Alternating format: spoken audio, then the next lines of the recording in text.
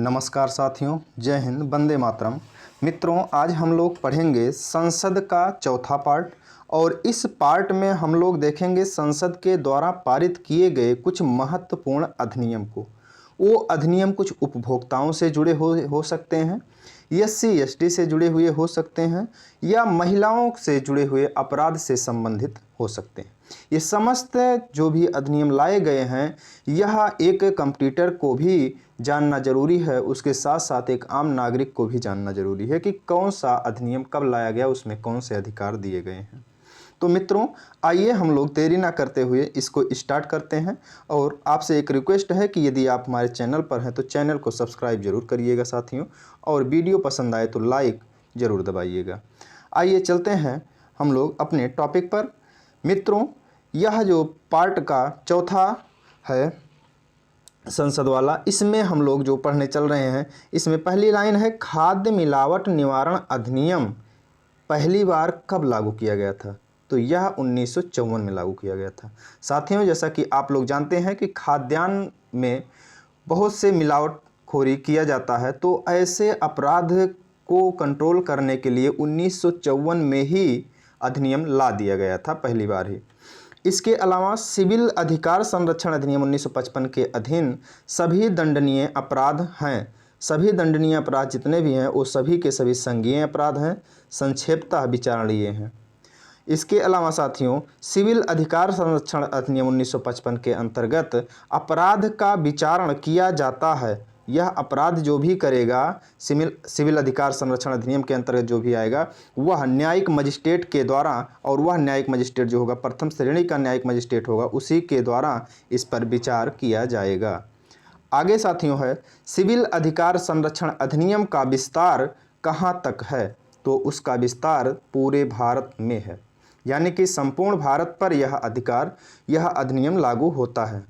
Civil अधिकार संरक्षण अधिनियम 1955 के अंतर्गत कंपनियों द्वारा अपराध किए जाने की दशा में कौन उत्तरदायी होगा।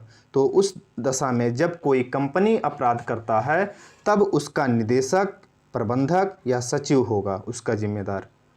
वैसे नॉर्मल परिस्थितियों में देखते होंगे साथियों कि यदि आप कोई अपराध करते हैं तो फिर ये नहीं पूछा जाता है कि आपने अपराध किया है तो इसका उत्तरदायित्व कौन लेगा, आपके पिताजी, माताजी या आपके चाचा भाई कौन लेंगे, सीधे आपको पकड़ा जाता है। लेकिन कंपनी एक संस्था होती है, संस्था कोई व्यक्ति नहीं है, उसका मुखिया जो होगा वह एक व्यक्ति हो सकता है, तो वह ही सजा भुगतेगा।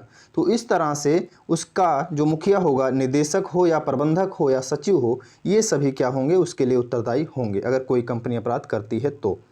नेक्स्ट लाइन है साथियों, घरेलू हिंसा से महिलाओं की सुरक्षा अधिनियम जो लागू हुआ, वो कब लागू हुआ। तो 26 अक्टूबर 2006 को लागू किया गया था। सामाजिक अधिनियम है anti dowry act, protection of civil rights, prevention of smaller traffic act. ये सभी जितने भी हैं ये सामाजिक अधिनियम हैं साथियों। आगे देखिएगा, भारतीय संविधान को प्रावधानों के अंतर्गत उपभोक्ताओं के अधिकारों, विशेषाधिकारों के संदर्भ में कथन सही है। यह कौन से कथन सही हैं? उपभोक्ताओं को खाद्य की जांच करने के लिए नमूने लेने का अधिकार है। उपभोक्ताओं को यदि किसी उपभोक्ता की मृत्यु हो जाती है तो उसका वैधानिक उत्तराधिकारी उसकी ओर से उपभोक्ता मंच में शिकायत दर्ज करा सकता है। नेक्स्ट लाइन है साथियों, क्रिमिनल्स ट्राइब्स एक्ट सर्वप्रथम अधिनियमित हुआ था कब। तो यह जो हुआ था अंग्रेजों के टाइम पे 1871 में हुआ था। अनुसूचित जाति अनुसूचित जनजाति अत्याचार निवारण अधिनियम 1989 जो था वह कब प्रवृत्त हुआ। तो 30 जनवरी 1990 को प्रवृत्ति में आया, यानी कि लागू किया गया। आगे है अनुसूचित जाति जनजाति अत्याचार निवारण अधिनियम 1989 के उद्देश्यों को क्रियान्वित करने के लिए नियम बनाने की शक्तियां किसके पास हैं। तो यह नियम बनाने की शक्ति जो दी गई है वह केंद्र सरकार के पास है। आगे है साथियों, अनुसूचित जाति अनुसूचित जनजाति अत्याचार निवारण अधिनियम 1989 के अधीन किसी लोक सेवक द्वारा धारा 3 के अधीन अपराध किए जाने पर कम से कम दंड का प्रावधान कितना है। तो वह है 1 वर्ष।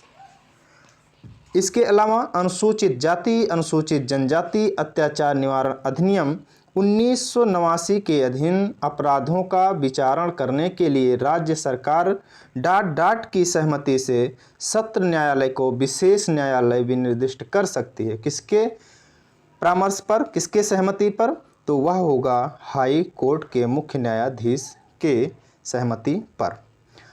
नेक्स्ट है साथियों, अनुसूचित जाति अनुसूचित जनजाति अत्याचार निवारण अधिनियम 1989 के अंतर्गत सामूहिक जुर्माना अधिरोपित और वसूल करने की शक्ति किसके पास है? तो यह जुर्माना वसूल करने की शक्ति राज्य सरकार के पास है। अनुसूचित जाति जनजाति अत्याचार निवारण अधिनियम 1989 के अंतर्गत अपराध अभियोजन में न्यायालय उपधारित कर सकता है तो वह दुष्प्रेरण, सामान्य आशय या सामान्य उद्देश्य को उपधारित कर सकता है।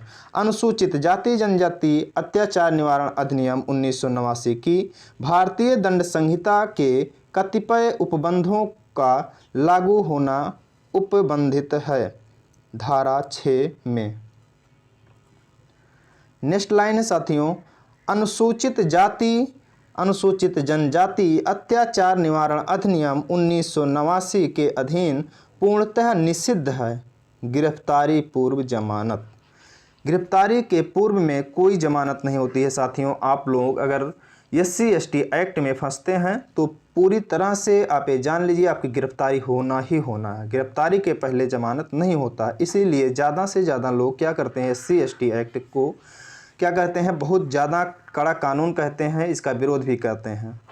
और यह वास्तव में लाया गया था सही उद्देश्य के लिए, लेकिन इसका मिसयूज भी बहुत ज़्यादा बड़े पैमाने पर हो रहा है। तो इसलिए इसका मूल्यांकन करने के लिए भी सरकार ने एक बार प्रयास किया, लेकिन यह विफल रहा। आगे देखते हैं, अनुसूचित जाति जनजाति अनुसूचित अत्याचार निवारण अधिनियम 1989 की अग्रिम जमानत प्रतिबंधित है किस धारा के अंतर्गत? तो धारा 18 में। अनुसूचित जाति जनजाति अत्याचार निवारण अधिनियम 1989 के अधीन किए गए अपराध का अन्वेषण ऐसे पुलिस अधिकारी द्वारा किया जाएगा जो उप अधीक्षक रैंक से कम न हो। वे शक्तियां जिन्हें अनुसूचित जाति अनुसूचित जनजाति अत्याचार निवारण अधिनियम के अधीन निर्दिष्ट विशेष न्यायालय को दी गई हैं, वे कौन कौन सी हैं? तो वे जो दी गई हैं शक्तियां साथियों, वे हैं किसी अपराध के दोष सिद्ध अभियुक्त की संपत्ति का समअपहरण, ऐसे व्यक्ति को किसी क्षेत्र से हटाना जिसके द्वारा अपराध किए जाने की संभावना हो, ऐसे व्यक्ति का माप और फोटोग्राफ लेना जिसके द्वारा अपराध किए जाने की संभावना है। तो ये चीज़ें क्या है, विनिर्दिष्ट न्यायालय द्वारा दी जा सकती हैं। आगे देखिएगा साथियों, अनुसूचित जाति जनजाति अत्याचार निवारण अधिनियम 1989 के अधीन विशेष न्यायालय शक्ति का प्रयोग नहीं कर सकता। किस चीज़ का? सामूहिक जुर्माना अधिरोपित करने का। कौन करेगा? राज्य सरकार। अनुसूचित जाति जनजाति अत्याचार निवारण अधिनियम 1989 के अधीन अपराधों का विचारण करने के लिए सेशन न्यायालय को विशेष न्यायालय के रूप में विनिर्दिष्ट करने का प्रयोजन है शीघ्र विचारण के लिए। अनुसूचित जाति अनुसूचित जनजाति नियम 1995 की जिला स्तरीय सतर्कता और मॉनिटरिंग समिति के गठन का उपबंध किया गया है किस धारा के अंतर्गत? तो धारा 17 के अंतर्गत। सरकार ने अनुसूचित क्षेत्रों में पंचायत विस्तार PESA अधिनियम को 1966 में अधिनियमित किया, उसके उद्देश्य के रूप में अभिज्ञात है। कौन से हैं? तो स्वशासन प्रदान करना, पारस्परिक अधिकारों को मान्यता देना, जनजातीय लोगों को शोषण से मुक्ति दिलाना। संसद के सूचना के अधिकार अधिनियम को भारत के राष्ट्रपति की स्वीकृति प्राप्त हुई थी कब? 15 जून 2005 को। सूचना का अधिकार के संबंध में सही कथन है, यह एक विधिक अधिकार है। कैसा अधिकार है? विधिक अधिकार, मौलिक नहीं या विधिक अधिकार है। सूचना का अधिकार पारित हुआ था कब? 2005 में। सूचना का अधिकार अधिनियम 2005 से संबंधित है नमित शर्मा बनाम भारत संघ। नेक्स्ट है साथियों, कथन कारण से जुड़ा हुआ क्वेश्चन है। इसमें है कथन कि सूचना का अधिकार अधिनियम साधारणतः नौकरशाही में उत्तरदायित्व का मनोभाव बढ़ाने के लिए जिम्मेदार रहा है। तो यह साथियों सही है। इसे वांछित प्रभाव उत्पन्न करने के लिए अभी मीलों तक यात्रा करना है, ये भी बात सही है। तो दोनों ही सही हैं और सही व्याख्या यह नहीं कर रहा है। व्याख्या करने का मतलब यह है कि कारण जो दिया गया है इसका व्याख्या नहीं कर रहा है कि सूचना का अधिकार अधिनियम साधारणतः नौकरशाही में उत्तरदायित्व का मनोभाव बढ़ाने के लिए जिम्मेदार रहा है। यह जिम्मेदार इसलिए नहीं रहा है कि अभी मीलों तक जो है इसकी यात्रा करना होगा। तो इस तरह से इसकी व्याख्या नहीं कर रहा है। सूचना का अधिकार अधिनियम का उद्देश्य है सार्वजनिक अधिकारों से सूचना प्राप्त करने की पहुंच।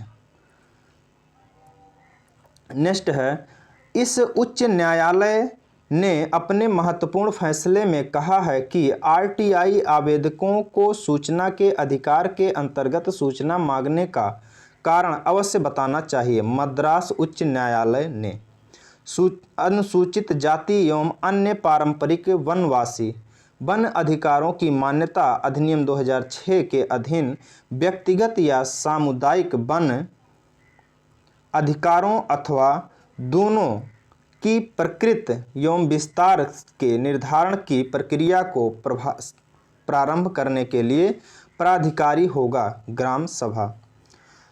राष्ट्रीय हरित न्यायाधिकरण अधिनियम 2010 भारतीय संविधान के प्रावधान के अनुरूप अधिनियमित हुए थे। स्वस्थ पर्यावरण के अधिकार के अनुरूप जो अनुच्छेद 21 के अंतर्गत जीवन का अधिकार का अंग माना जाता है। नेक्स्ट है साथियों, भूमि अधिग्रहण अधिनियम 1894 के संदर्भ में सत्य कथन कौन सा है? सत्य कथन यहाँ पर जो भी दिए गए तीनों के तीनों सही हैं। इसमें कह रहा है इसको ब्रिटिश शासकों के द्वारा बनाया गया, तो ब्रिटिश शासक का रूल था इस टाइम पर, तो इसलिए वही बनाएंगे। या भारत की संसद के एक अन्य अधिनियम द्वारा प्रतिस्थापित किया जा चुका है, तो इसको बाद में भारत की संसद जब बनी तो भी उसको पारित कर दिया गया।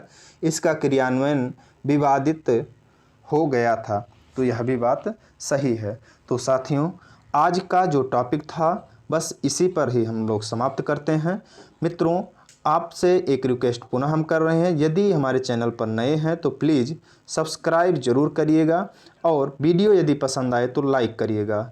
हाँ, एक क्वेश्चन आप ज़रूर बताइएगा कि यह जो SC/ST एक्ट है इसमें गैर जमानती वारंट जो जारी किया जाता है, यानी कि गिरफ्तारी से पहले जमानत आपकी नहीं हो सकती है, यह उस अधिनियम के किस धारा में शामिल किया गया है? यह लाइन उस अधिनियम के किस धारा के अंतर्गत शामिल किया गया है? उम्मीद है हमें यदि पूरा वीडियो देखे होंगे तो ज़रूर इसको बताएंगे। कमेंट बॉक्स में कमेंट जरूर करिएगा साथियों, और अगर आपको ये वीडियो पसंद आया है तो लाइक ज़रूर करिएगा। वीडियो कैसा लगा इसके लिए कमेंट करिए। जय हिंद, नमस्कार।